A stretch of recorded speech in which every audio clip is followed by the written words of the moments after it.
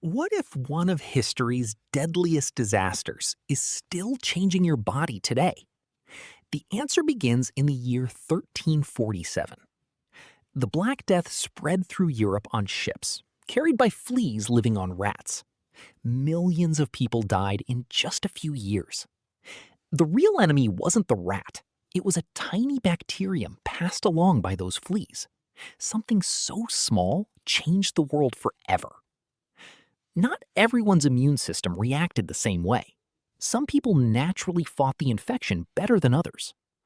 Those survivors passed their helpful genes to future generations. Over time, human DNA actually changed.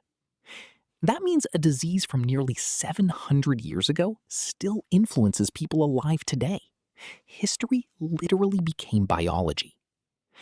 Modern scientists discovered genetic differences that became much more common after the plague.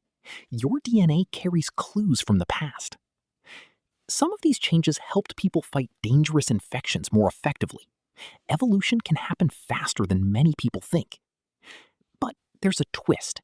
Some of those same immune genes may also increase the risk of certain autoimmune diseases today. Every cell in your body tells a story written across centuries.